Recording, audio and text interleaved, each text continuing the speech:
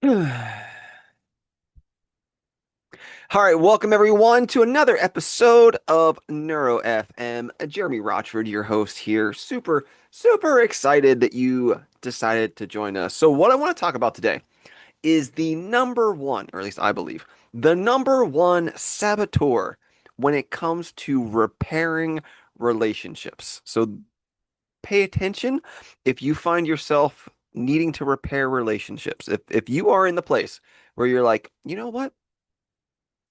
I need to do some things a little differently and I need some repair to happen. Pay attention because this is the number one saboteur of those efforts. So, we ready? We're gonna Titanic this, where we know what happens, but then we re go backwards. Re go backwards, sure. We know what happens, but then we're gonna retrograde. Yeah. Take two. Welcome, everyone, to another episode of Neuro FM. I am your host, Jeremy Rutherford. So glad you decided to join us. Really, welcome. Thank you. Appreciate it.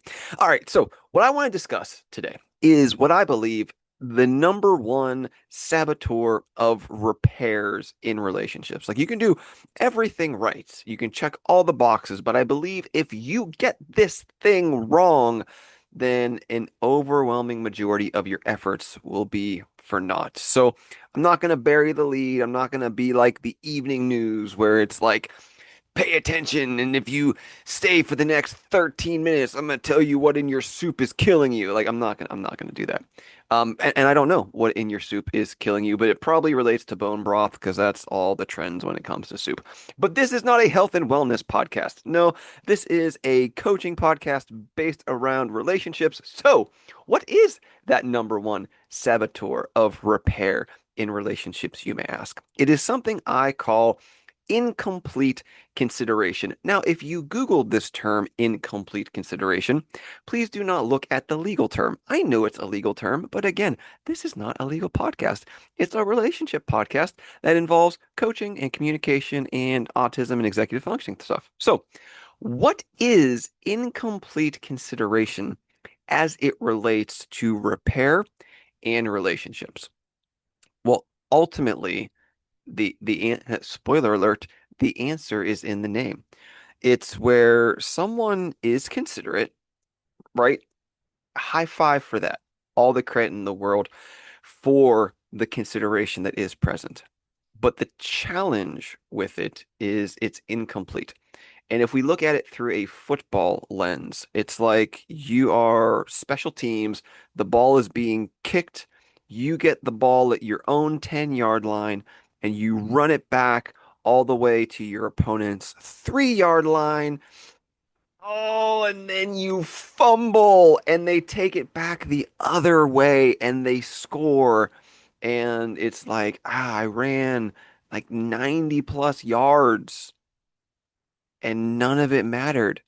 Can I at least get credit for that 90? No, no, you cannot. That is not how it works in sports. And unfortunately, that's not how it works in consideration. So let's bring some of the ideas of incomplete consideration to life through some examples.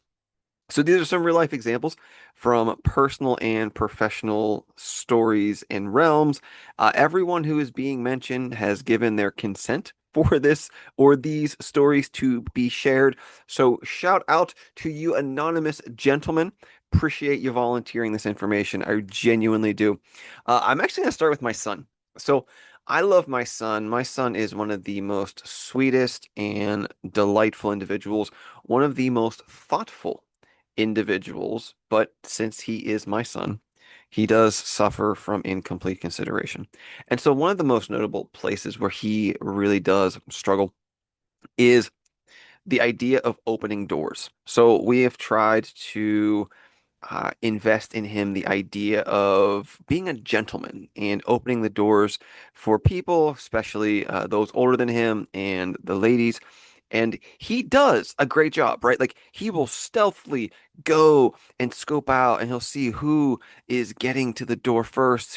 How does he maneuver to open the door to be the dapper gentleman he is? But the challenge for that lovely dude is he will open the door and then stand in the doorway. And it's like, oh man, Jonathan, thank you so much. But we can't get in. We can't get in the door because you opened the door only to stand in the doorway. And it hurts me. Like it physically hurts me to say, ah, buddy, because you don't want to correct, right? Like you don't want to poo-poo that. You don't want to rain on that parade. But the reality is that that is incomplete consideration. He was thoughtful enough to know there are doors that need to be opened. He is thoughtful enough to know that women and those older than him deserve the utmost respect of having the door. But where he was incomplete was what what happens when we like what happens with me in the doorway. And so, in trying to work with him and make sure he doesn't catastrophize, it's like, Jonathan, love the idea. I love your heart so much. Let's just complete the rest of that thought arc and open the door and then just get flush with the door. So not only is the door open, but you're also allowing a pathway for those who you are opening the door for to get through. Boom, complete consideration, right? Like just that little nuance of what do I do after the door makes it all good, makes it all gravy. So that is one example from a more childish standpoint, but additional scenarios. So had a guy I was working with absolutely thoughtful. For months, his wife has been asking him to put in a garden. And so finally gets around to do it.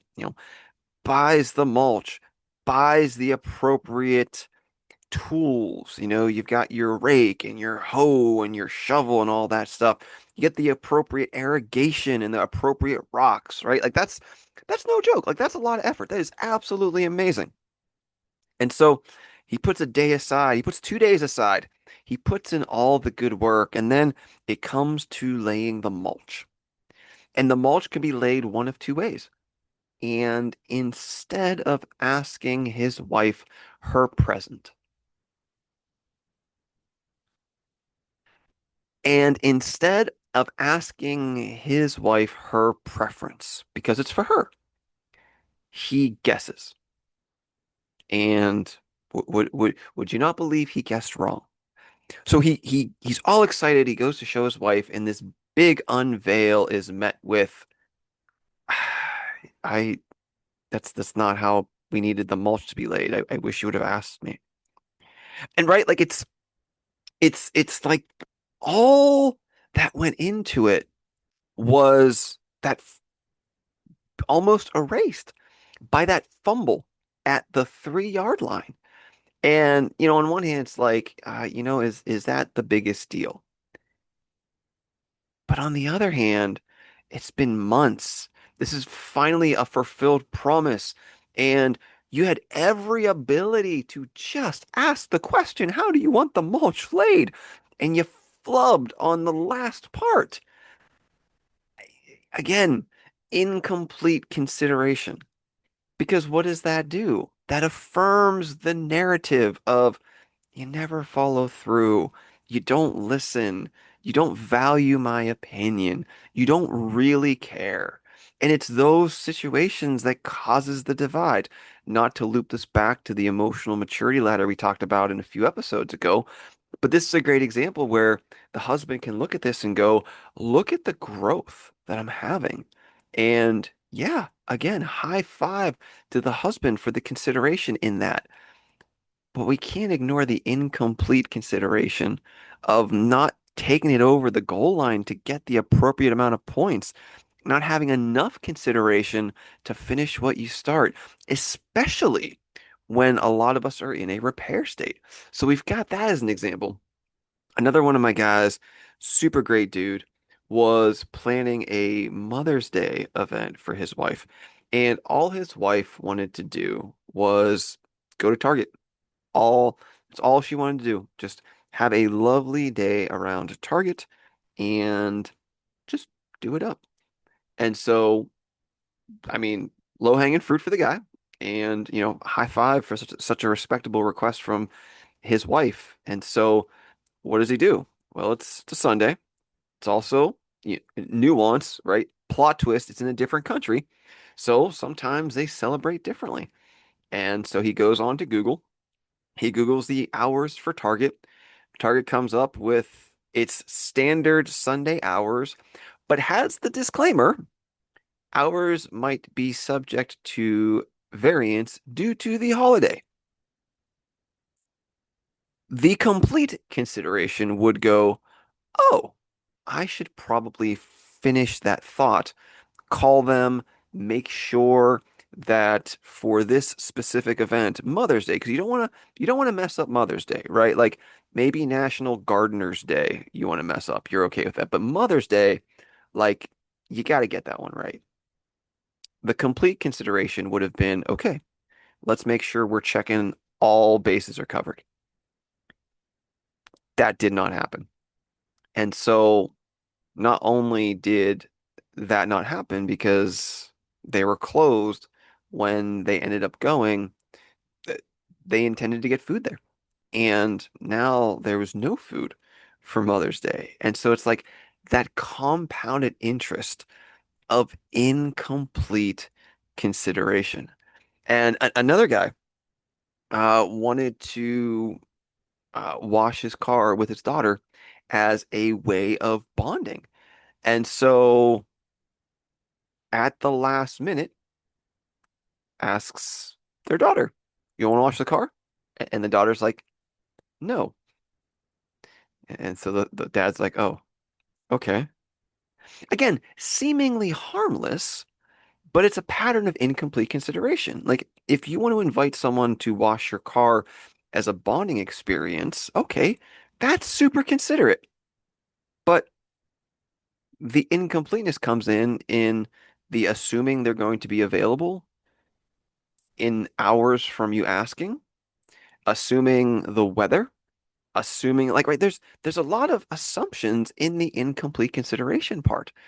And so unfortunately, they didn't get to have this bonding opportunity. They didn't get to have this, they didn't get a clean car out of it.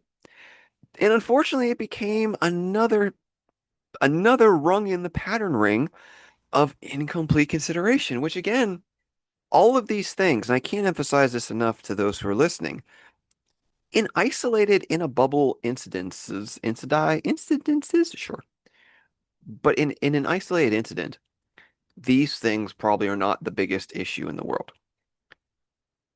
But this is what sabotages repair. Because when we're in a repair state, we're not just trying to win the day, we're trying to pay off debts.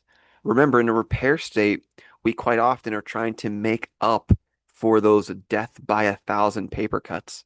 And if we're not proactively going above and beyond in the repair state to make up for the past hurts,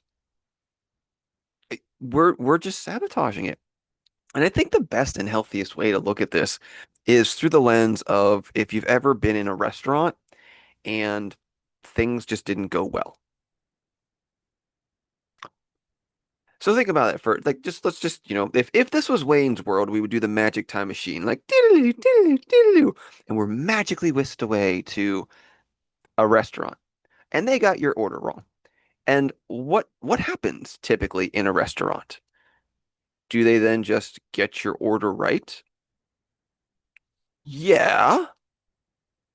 And what typically happens when a restaurant botches your order?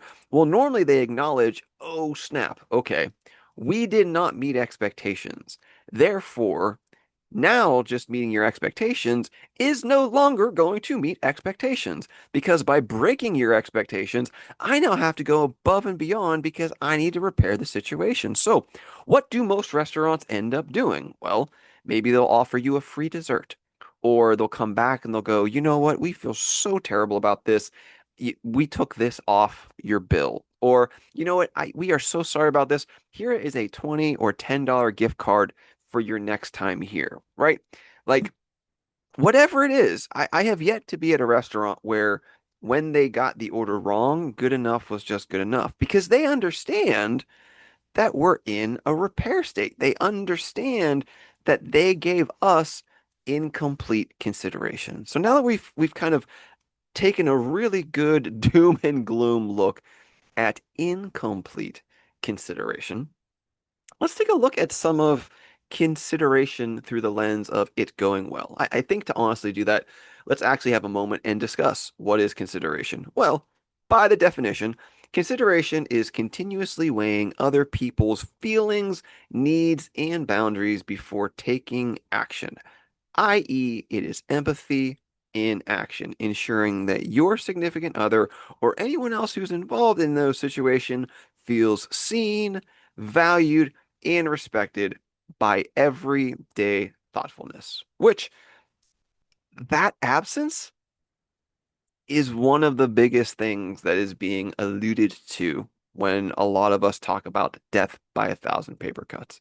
So what does this look like for a lot of people? Well, we took some examples of some guys who were a little bit on the struggle bus, and let's flip that up though. Let's talk about some guys who got it right. So likewise, we kept the challenges anonymous. We'll keep the successors anonymous so we can just stay even keel with it. So was working with a client, and one of the things we do, because he's ADHD and autistic, is we will look at the calendar and we will just kind of make a plan for the week. Like we'll set the plan, and as we discuss, we make possibilities, not promises. And in doing so, he noticed he looked at the calendar and he was like, my wife is at a craft fair at the same time my daughter has to go to softball practice. And in noticing that, he was like, I should probably just offer to take my daughter to softball. That way, my wife doesn't have to worry about, both being at the craft fair and, taking daughter to softball. So, as the story goes, reaches out, talks to his wife. What's great about this is it turned out his daughter had a sleepover and also was going to the craft fair. So what the husband thought he was signing up for was wife goes to the craft fair, the husband just takes daughter to softball, everything's fine. What ended up happening though was husband had to go to the craft fair, pick up daughter, take daughter and daughter's friend, take daughter to softball, and then drop off daughter at or daughter's friend at home. So whole lot of variance to that schedule. But this dude did not complain. He did not get all curmudgeony. He did not wait to be asked. He looked at the calendar and he was like, you know what? Here is an opportunity to absolutely go above and beyond. One of the things he struggled with, like a lot of us do on the spectrum, is the executive functioning part of this, the lack of initiation. And he got to the point where he knew that the calendar would work for his work life. And he was like, why am I not being proactive in my home life? I master the calendar when it comes to meetings and balancing all this. Why can't I just do this as well? And I was like, yeah, that's a really great question. Why can't you? He's like, I don't know. I'm like, well, then let us try it. And for the way his life and his mind worked, totally crushed it. And it was fantastic. So also another guy who absolutely got this right was his son is celiac gluten. His son has some type of wheat sensitivity, I believe. And so he has made it his practice that whenever they're going out to eat, he has made it his mission to make sure everyone is first seated, everyone has a menu, everyone is aware of their drink orders so that no one's caught off guard, right? It's the whole idea of real leaders eat last. And dude, again, guys in business till he gets it. And likewise, he's asking the question, like, this works in my professional life. Why am I not applying some of what I know to my family life? He's like, when I sit down at lunch or at the board meeting, I make sure everyone's taken care of before I start my presentation. And it's like if I look at dinner like a presentation, I should be doing the same thing. I should make sure that everyone's seated, they've got their waters, they've got their straws, they've got their menus, they've got their drink orders. If it's a like brunch type setting, making sure that, his wife likes brunch, like making sure his wife has the breakfast menu and he has the lunch menu.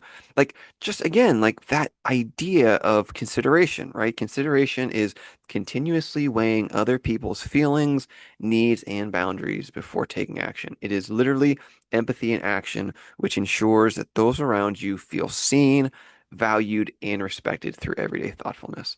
And then just like one example from my life. So my daughter had a theater audition followed by a theater rehearsal. And I too am one of those individuals who like I just if I can put it on the calendar and if I can visualize it, I'm not gonna miss it. And it helps me look ahead.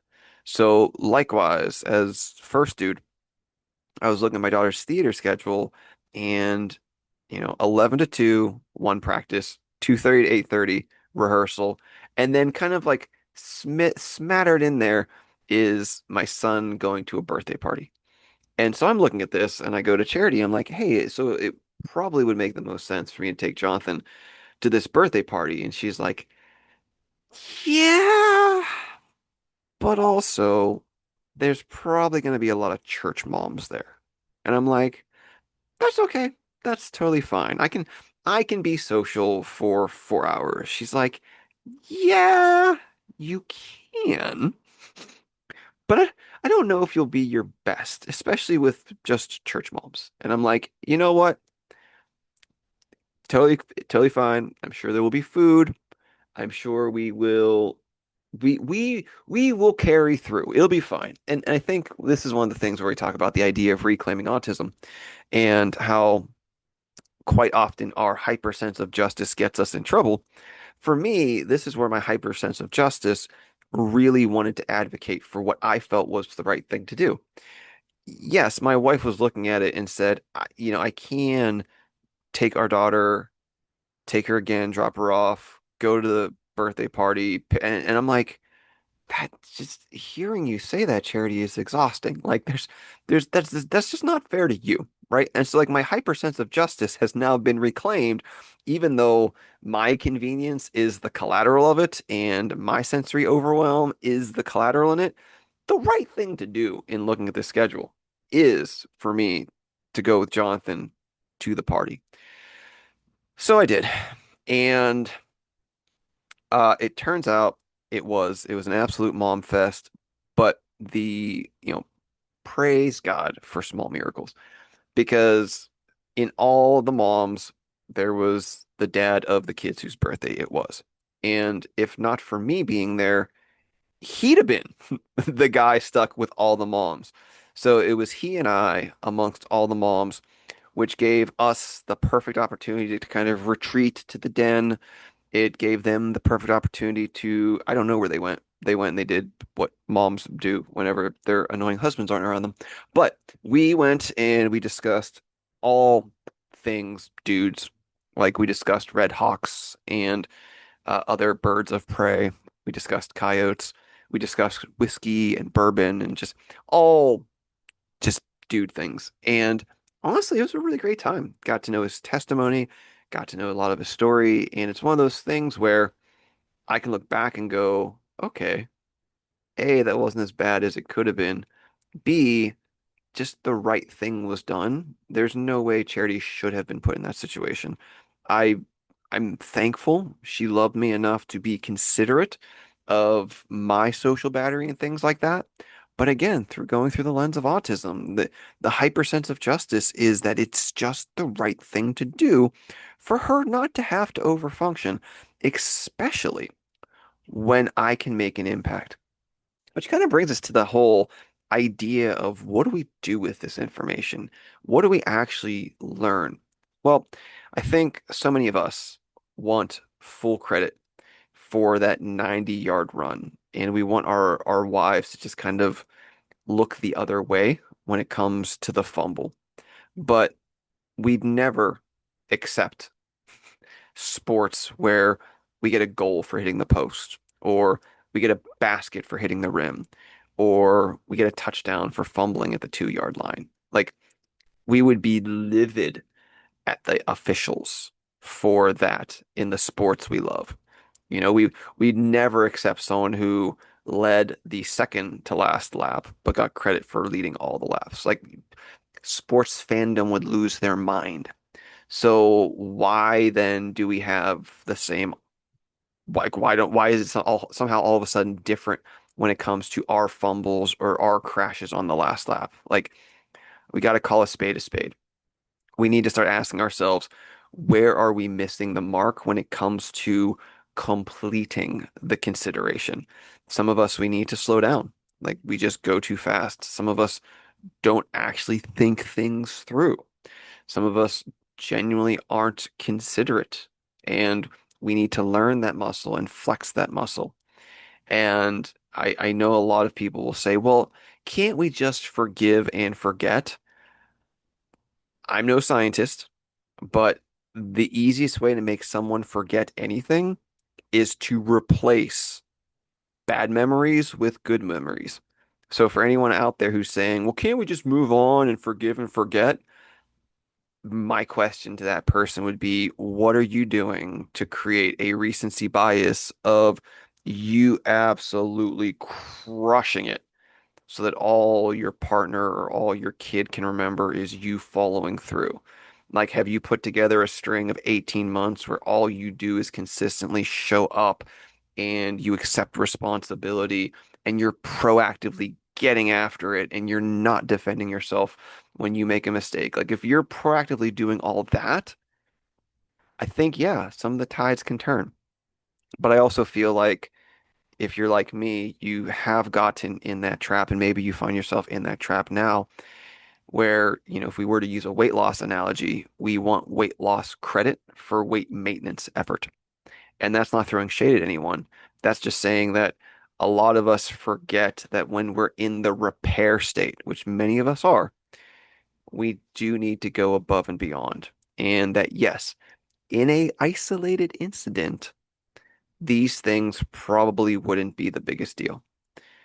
But when these types of things happen, when we're supposed to be on our best behavior, when we're supposed to be paying the absolute most attention, and we're still not doing that, it only compounds the hurt and the pain and the frustration. And we start to bleed over from 1,000 paper cuts to 1,100 paper cuts, 1,200 paper cuts.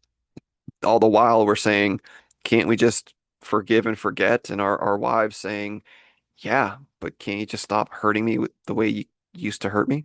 So, three things that I would love for us to take away from this. One, are we slowing down enough to think things through when we're making the attempt to be considerate? Again, please do not hear this as a we are crapping on the collective effort of men trying. As a dude, there's nothing I don't like more than I don't like that. But what we are saying is hitting the post, hitting the rim, leading the second to last lap, but not the last one, fumbling at the 2 yard line. This does not win us the game. Full consideration wins us the game. What is going on in our mental and emotional process that continues to put us in a place, if we are in that place, of not following through? What is making us fall victim to our own incomplete consideration? So, number one, are we slowing down enough to actually think things through?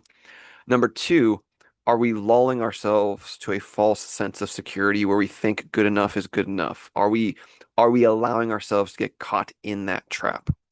And number three, when our wives give us feedback about that 10% that we're not doing, how are we taking that feedback? Are we taking it like water? Like, oh my gosh, thank you so much. This is the missing piece of the puzzle. Let me know this information so I can finally get over the hump and start to really repair as I should. Or are we taking it as criticism? Are we taking it personally? And instead of saying, you know what, you're right, thank you so much for pointing out that 10%, are we saying, well, I should get credit for that goalpost I hit, or I should get credit for rimming it off the backboard? That should be at least a half point, right? Guys, it doesn't fly in sports. Why would we ever think it should fly here? It doesn't. So I wanted to drop that because it's one of the things that I've been seeing a lot with my guys. And as I see it with my guys, I'm constantly reminded of how much I have and am prone to struggle with this. Again, the number one cure to incomplete consideration is proactively thinking through your consideration, right? Like we spent like 30 minutes talking about how this is the black plague of repair in marriages, but you know, much like taking vitamins can stop scurvy, actually thinking through to the end of what you're trying to do solves this problem. So, great news. There's a lot of hope here. And I mean, even better news, right? Like y'all are getting 90% there. So just do the other 10%, right? Like it's not like we're trying to say do something. You're already doing great things, guys.